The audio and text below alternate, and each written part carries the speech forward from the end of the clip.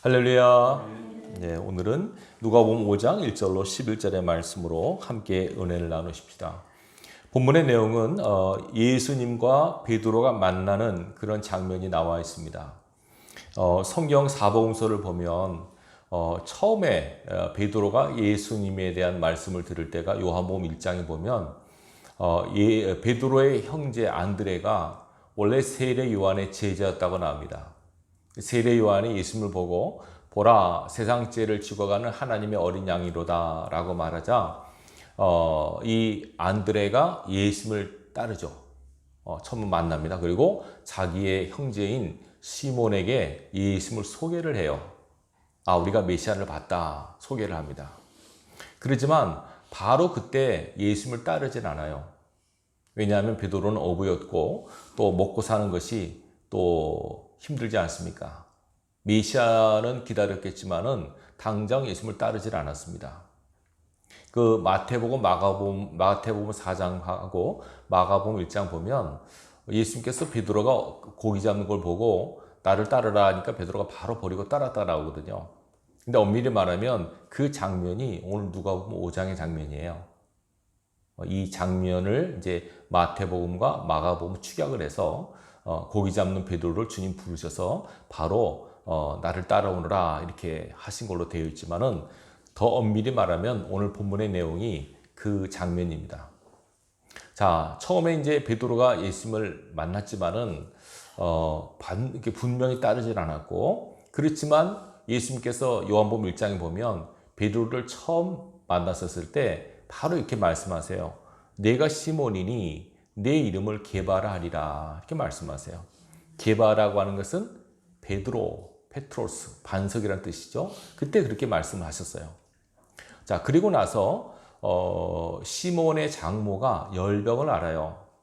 그때 예수님께서 시몬의 집에 들어가셔서 그 장모님을 고쳐주십니다. 이게 누가복음 4장에 나와요. 그렇지만 그때까지 베드로가 주님의 말씀도 들었고 능력을 받지만 바로 따르질 않았습니다. 자, 그런 와중에 오늘 본문에 보면 예수님께서 바닷가에서 게네사렛 호숫가이죠. 거기서 사람들 앞에서 말씀을 전하고 계셨습니다. 자, 그때 이제 아침마당이었는데 2절에 보시면 호숫가에 배 두 척이 있는 것을 주님이 보셨어요. 어부들은 배에서 나와서 그물을 씻고 있었고 예수께서 한 배에 오르셨는데 그 배는 다름 아닌 시몬의 배였습니다. 자, 시몬한테 말씀하세요. 육지에서 조금 좀 떼기를 청하시고 앉으사 배에서 물을 가르치셨다. 자, 배에서 앉아서 여러분 이 장면을 상상해 보십시오. 시몬의 배에 앉으셔서 사람들에게 하나님 말씀을 가르치고 계셨습니다. 자, 그럴 때 말씀을 마치시고 시몬에게 말씀하세요. 깊은 데로 가서 그물을 내려 고기를 잡으라. 자, 요때가 어느 때냐면 아침 무렵인데요. 2절에 보시면 어부들이 배에서 나와서 그물을 씻고 있었습니다. 근데 그날 그 밤에는 한 마리도 못 잡았다고 나중에 베드로가 말하죠. 자, 예수님께서 한 마리도 못 잡은 빈 그물을 씻고 있는 베드로에게 뭐라고 하시냐면 깊은 데로 가서 그물을 내려서 고기를 잡으라 이렇게 말씀을 하시는 겁니다. 자, 시몬이 대답합니다. 5절의 말씀입니다. 선생님, 우리들이 밤이 새도록 수고하였을 때 잡은 것이 없습니다. 밤새 한 마리도 못 잡은 겁니다. 수확이 없었던 거죠. 그렇지만 말씀에 의지하여 내가 그물을 내리겠습니다. 이렇게 베드로가 고백을 합니다. 자, 그리고 나서 그렇게 합니다. 깊은 데로 가죠. 그리고 그물을 내렸는데 6절에 보시면 고기를 잡은 것이 심이 많아 그물이 찢어질 정도가 되었습니다. 얼마나 신기합니까? 밤새 그물질을 했는데 한 마리도 못 잡았는데 주님께서 깊은 데로 가서 내려 고기를 잡으라 하시니까 그대로 하니까 그물이 찢어질 정도로 고기가 많이 잡혀요. 그러니까 7절에 보시면 이에 다른 배에 있는 동무들에게 손짓하여 와서 도와달라 하니 그들이 와서 두 배 채움에 잠기게 되었더라. 얼마나 많은 고기가 잡혔냐면 그물이 찢어질 정도로 두 배 가득하게 고기가 찬 겁니다. 배가 갈아질 정도까지 고기가 많이 잡혔습니다. 만선이 된 거죠. 자, 이 광경을 목도한 베드로가 8절에 보십시오. 시몬 베드로가 이를 보고 예수의 무릎 아래 엎드려 이르되 주여 나를 떠나소서 나는 죄인이로소이다. 이 많은 고기를 잡았는데 뜬금없이 베드로가 주 앞에서 주님 저를 떠나십시오. 저는 죄인입니다. 라는 신앙 고백을 합니다. 이게 뜬금없는 얘기가 있지 않습니까? 이 장면을 생각해 보십시오. 베드로는 어부고 어부가 밤새 한 마리도 못 잡아서 허탕을 쳤는데 주님께서 하신 말씀대로 하니까 그물이 찢을 정도로 고기가 많이 잡힌 겁니다. 그러면 주님 대단하십니다. 저랑 한번 동행하시면 어떻겠습니까? 말씀만 하시면 제가 가는 곳에 그물을 던지겠습니다. 그게 얼마나 좋은 분입니까? 그죠? 그렇게 말을 안 하고 오히려 나는 죄인입니다. 나를 떠나십시오. 이런 고백을 하는 겁니다. 자, 왜 그랬냐면 9절에 나오죠. 자기와 및 함께 있는 모든 사람이 고기 잡힌 것으로 말미암아 놀라고 세베대 아들로서 시몬의 동업자인 야고보와 요한도 놀랐습니다. 다 깜짝 놀랐는데 베드로는 놀란 가운데 이런 고백을 하는 겁니다. 그러자 이런 고백을 하는 시몬에게 예수님께서 말씀을 보십시오. 10절입니다. 무서워하지 말라. 이제 후로는 내가 사람을 취하리라. 이렇게 많은 고기를 잡은 것처럼 이런 많은 사람을 내가 취하게 될 것이다. 이런 말씀을 하십니다. 예언적인 말씀이죠. 자, 그러자 그들이 베드로를 육지에 대고 모든 것을 버려두고 예수를 따르니라. 이게 이제 마태복음, 마가복음 보면 예수님께서 지나가시다가 갈릴리 호숫가에서 고기 잡는 베드로를 보시고 나를 따라오느라 내가 사람 낚는 어부가 되게 하리라 하니까 바로 따랐다고 나오잖아요. 근데 엄밀하면 이 장면입니다. 이 장면을 마태, 마가가 축약을 해서 그렇게 그린 거고, 그렇지 않겠습니까? 그죠? 이 장면이 있어야만 그 문구가 이해가 되죠. 고기 잡는 베드로한테 나 따라오니까 바로 줄줄 따라가는 게 말이 안 되지 않습니까? 이런 과정이 있었던 겁니다. 자, 잘 보시기 바랍니다. 오늘 본문에서 우리에게 주신 메시지가 무엇인가를 한번 살펴보십시다. 자, 밤새 아무것도 얻은 것이 없는 베드로, 빈 그물을 씻고 있는 베드로가 주의 말씀대로 하니까 그물이 꽉 찬 그물이 된 거죠. 그죠? 빈 그물에서 꽉 채워진 그물로 완전히 바뀐 겁니다. 자, 이게 왜 그렇다고 성경은 말씀합니까? 예수님의 말씀대로 행하니까, 말씀대로 하니까 이런 요새 말로 말하면 초대박이라고 그러죠. 초대박의 사건이 일어난 겁니다. 어부에게 있어서 이렇게 큰 고기 많이 잡는 것보다 더 큰 기쁨이 어디 있겠습니까? 이런 만선의 기쁨을 베드로가 누리는데 이 만선의 기쁨을 누리기에 앞서서 놀라운 사건 앞에서 베드로가 두려워한 겁니다. 도대체 이게 어쩐 일이냐? 베테랑 어부인 나도 한 마리도 못 잡았는데 저분은 내가 알기에 목수인데 저분이 어떻게 저렇게 많은 고기가 거기 있는지 어떻게 알았지? 그래가지고 두려운 겁니다. 그래서 이 사건 속에서 베드로는 예수님이 저분이 보통 분이 아니시구나 라고 하는 것을 직감한 거예요. 그래서 호칭부터 달라져요. 그전에는 선생님이라고 해칭했다가 바로 이 사건을 경험하면 뭐라고 바뀝니까? 호칭이 주여라고 바뀝니다. 그리고 자기가 죄인이라고 하는 것을 고백을 해요. 왜 자기가 죄인이라고 그럴까? 물론 성령께서 베드로의 마음을 비추셨기 때문에 죄인이라고 생각이 들었다고 생각이 들어요. 그죠? 내가 죄인이구나 라고 하지만 엄밀히 말해서 베드로 마음속에 주님의 말씀대로 순종하기에 앞서서 하는 말이 있어요. 베드로가 주님의 말씀에 순종하기 전에 베드로의 말 속에서 느껴지는 것이 있어요. 자, 보십시오. 5절입니다.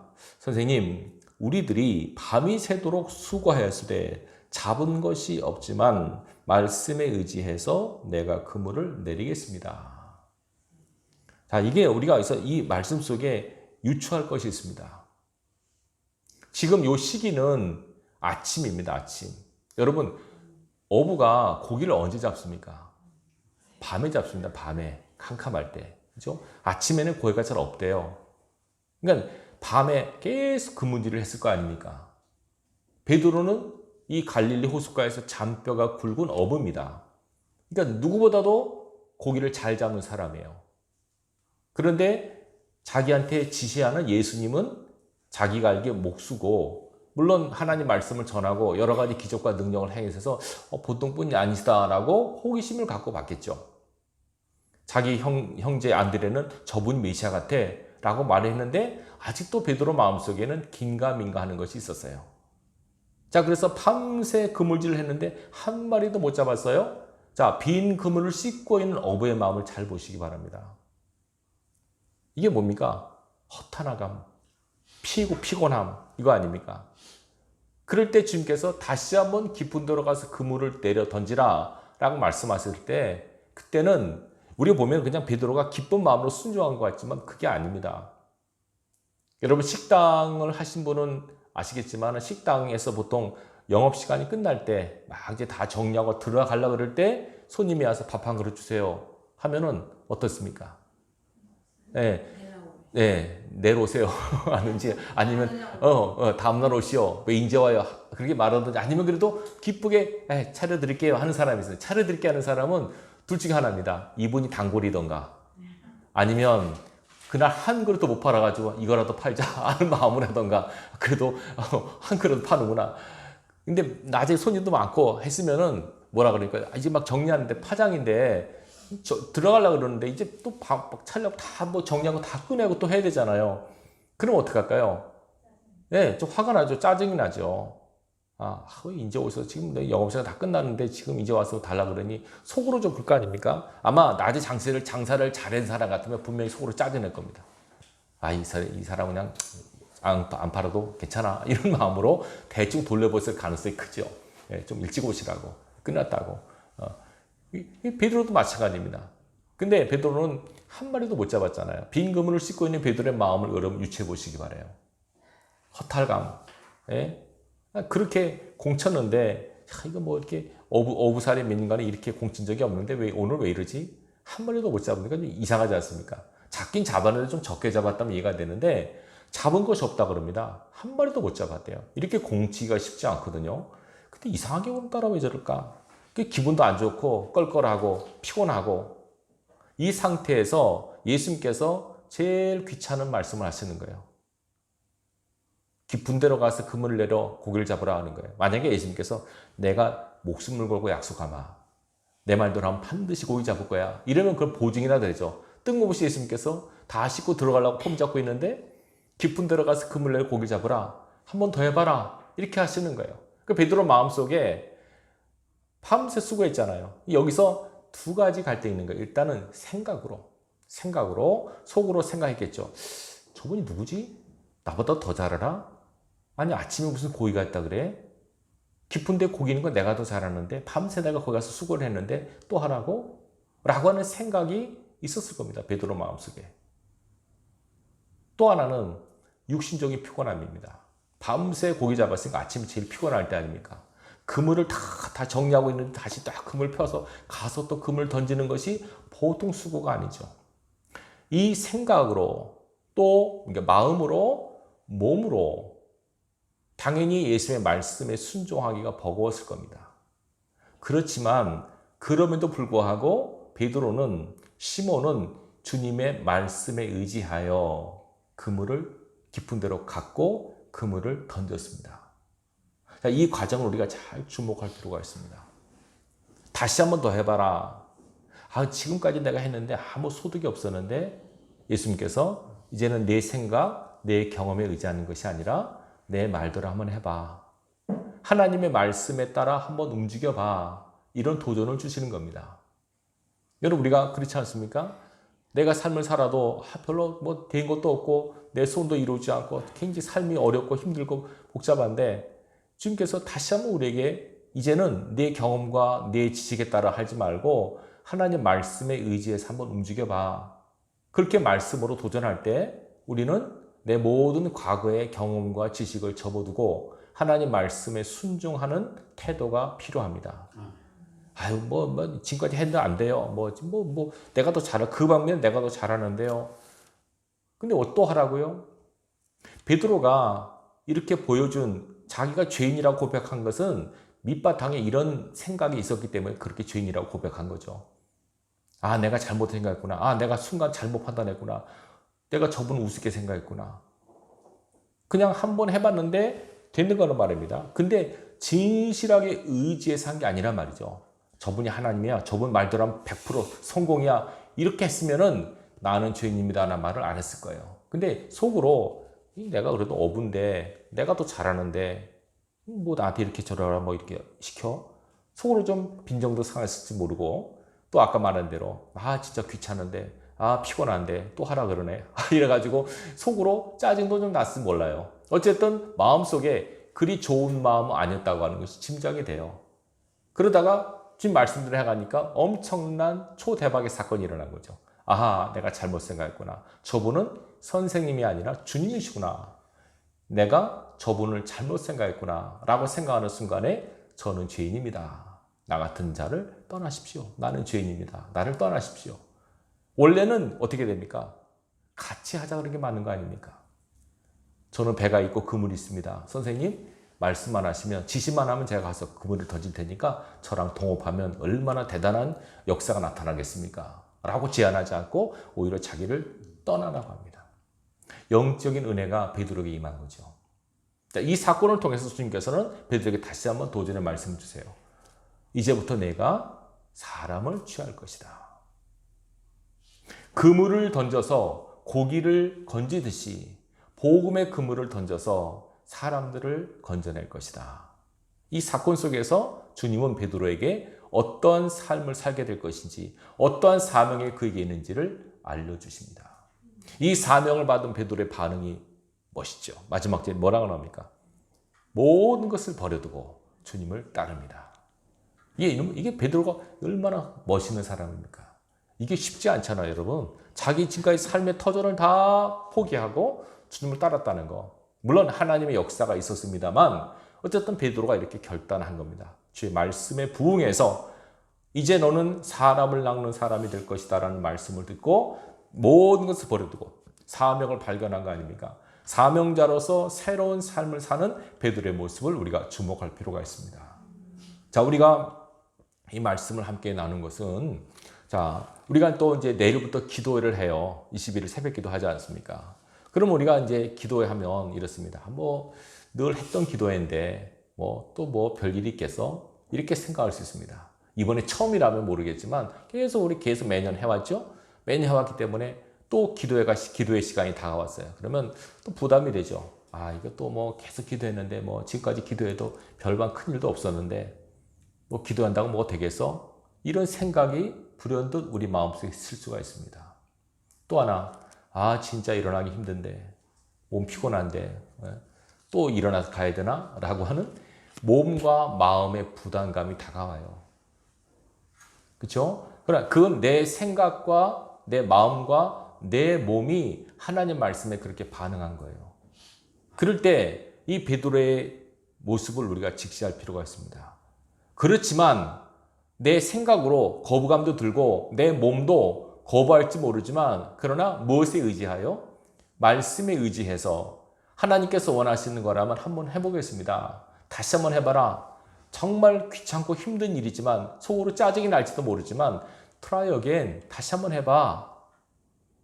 하겠습니다. 깊은 데로 가서 그물을 던지는 거. 이게 바로 구원의 역사란 말입니다. 구원의 역사를 이루기 위해서는 이 과정이 필요합니다. 제일 먼저 하나님의 말씀에 의지해서 깊은 데로 가고 그물을 던지는 겁니다. 우리가 지금 새벽 시간에 출애굽을 보고 있거든요. 출애굽기 보면 하나님이 모세를 통해서 이스라엘 백성을 구원하시죠. 그렇죠? 처음에 하나님께서 모세에게 나타나셨을 때 모세는 하나님의 나타나심에 부담감을 가져요. 놀라기도 하지만 가서 애굽을 구원하라는 메시지를 받아요, 모세가. 그래서 모세가 부담스러워해요. 내가 누군데 가서 그 백성을 구원합니까? 나는 그럴 자격도 없고 능력도 없는 사람입니다. 그때 하나님께서 모세를 설득하셔서 모세가 가요. 그죠? 하나님의 말씀에 의지해서 가요. 어디로 갑니까? 애굽의 심장부 바로 앞에 가요. 깊은 데로 가는 거예요. 가서 뭐 합니까? 하나님의 말씀을 전합니다. 말씀을 선포합니다. 당연히 바로의 강한 저항이 있고 오랜 시간 동안 영적 싸움이 있은 후에 결국은 출애굽의 역사, 구원의 역사를 이끌지 않습니까? 이것이 바로 하나님께서 이루시는 일하는 방법이에요. 먼저 하나님 말씀을 주세요. 중요한 것은 그 말씀을 내가 어떻게 믿음으로 받느냐가 중요해요. 내 생각으로, 내 몸으로 부담스러울 수 있고 거부감이 들 수 있어요. 항상 하나님 말씀은 그렇습니다, 여러분. 왜냐하면 하나님 말씀은 항상 절대적이에요, 대부분의 말씀은. 절대적이란 말은 뭐냐면 상대적이지 않다는 거예요. 자, 여러분 사랑하세요 라는 말씀, 하나님께 사랑하라, 서로 사랑하라. 이거 상대적입니까? 절대적입니까? 사람을 봐서 사랑하라 그랬습니까? 아니죠. 항상 기뻐하라. 상대적입니까? 절대적입니까? 예? 절대적입니다. 그러면 그래. 목사님 장례식장에 가서도 기뻐해야 됩니까? 항상 장례식장에 기뻐해야죠. 이 험한 세상 떠나고 가는 게 얼마나 좋은 일입니까, 여러분? 예수 잘 믿다 간 사람은 장례식장이 축복의 시간입니다. 그게 천국 환송 예배라고 하지 않습니까? 물론 안 믿다 간 사람은 안타깝겠지만 예수 잘 믿다가 돌아가신 분 장례식은 천국 환송 예배 그 파티입니다, 여러분. 그러니까 거기서도 기뻐해야 됩니다. 그죠? 항상 기뻐하라. 상대적이지 않습니다. 쉬지 말고 기도하라. 이것도 상대적입니까? 절대적입니다. 때를 얻든지 못 얻든지 말씀을 전하라. 이것도 절대적입니다. 하나님의 말씀은 다 절대적이에요. 그러니까 우리는 상대적으로 반응해요. 하나님 지금은 때가 아닌데, 지금 저 사람 앞에서는 그런데, 지금 내가 제일 피곤할 때인데, 그죠? 새벽에 일어나려고 생각해 보세요. 피곤하다. 또 스트레스 받는다. 아침에 못 일어나면 어떡하지? 응? 이런 부담감이 밀려오고, 아침에 일어나면, 이제는 어느 집사님 그러더라고요. 한번 안 하다가 새벽 기도 하려니까 한번 하루 이틀 하는데, 하루 종일 힘들대요. 체질화가 안 돼서 그래. 처음에 안 하다가 하려면 그렇게 힘들어요. 그러니까 아침 7시, 8시까지 자다가 아침에 5시에 일어나려면 그 몸이 그게 거부하죠. 야, 너 왜 이래? 갑자기 일찍 일어나? 7시까지 자야 되는 거 아니야? 왜 이렇게 일찍 일어나? 그러면 이제 몸 전체가 저항을 하는 겁니다. 그 낮에 그냥 몽롱하게 지내는 거죠. 회사에서 졸고. 이전에 보면 새벽 기도 하지 않습니까? 제가 부목사들도 보면 이제 새벽 기도 시간 있잖아요. 일주일에 보통 1년에 한두 번 합니다. 웬만한 교회에서 다 전체적으로 특별 새벽 기도 다 하죠. 그때는 이제 하신 분은 괜찮은데 안 하던 분이 하려면 이제 부담감이 오는 거예요. 이제 전화죠. 부목사님, 이제 제가 부목사 때 집사님 제가 전화 벨 눌러 드릴게요. 제가 새벽에 새벽 벨 눌러 드리는 게 일이었습니다. 어느 구역 누구 이렇게 해야지. 못 일어나가. 잠깐 전화요. 목사님 저가요. 알람해도 못 일어납니다. 저 받을 때까지 울려주세요. 그래요. 그러면 제가 이제 일어나서 4시 반쯤 일어나서 다 전화하는 거예요. 받을 때까지. 벨을 다 눌러줘요. 그러면 이제 어떤 분은 분명히 가서 받았는데 못 나와요. 그래가 제가 아까 집사님 전화 받으셨는데니까 그래요? 내가 기억 받았나? 이런 거예요. 자기가 전화 받고도 비몽사가 자기는 모르는 거예요. 그래서 어느 분은 이제 용케 나와요. 막 졸죠. 막 머리도 빛이 않을처럼 막 기습부리하고 나와가지고 이렇게 졸다 가는 거죠. 한 며칠 그러다 보면 나중에 이제 그래 이렇게 목사님 진짜 힘듭니다. 낮에 직장에서 계속 졸기만 합니다. 너무 피곤합니다. 그렇게 하니까 얼마나 힘들겠어요. 몸이 저항을 하죠. 그러나 그럼에도 불구하고 이게 하나님의 뜻이고 하나님의 말씀이다라고 생각하면 그 말씀의 절대성 앞에 우리는 모든 상대적인 상황과 여건들을 내려놓으셔야 돼요. 내 생각, 내 경험, 지금까지 해도 별 볼 일 없었는데 특별한 일 나겠어? 이런 내 생각을 내려놓으셔야 돼요. 몸은 진짜 피곤한데, 짜증스러운데, 이러다 병 걸리는 거 아니야? 몸에 무리 가는 거 아니야? 이 생각이 막 들어오죠. 이렇게 피곤해서 일찍 나서 피곤하면 하면 너무 힘들던데 이렇게 하는 거죠. 늦게 자는데 어떻게 일어나지? 여러 가지 생각이 복잡한 거죠. 여러분 우리가 이게 체질화된 사람은 괜찮지만 체질화 안 된 사람들은 진짜 싸움이 처절합니다. 치열합니다. 가장 좋은 거는 새벽기도 나와서 은혜를 받았다, 기적을 체험했다 하는 간증이 일어나면 그때 이제 자발적으로 나오는 거죠. 저 서울의 명성교회 있지 않습니까? 거기는 이런 간증들이 많아요. 특세라고 그러죠. 특별 새벽기도 하게 되면 그죠? 전 교회 몇만 명이 다 나와요. 매일 1, 2, 3부까지 하지 않습니까?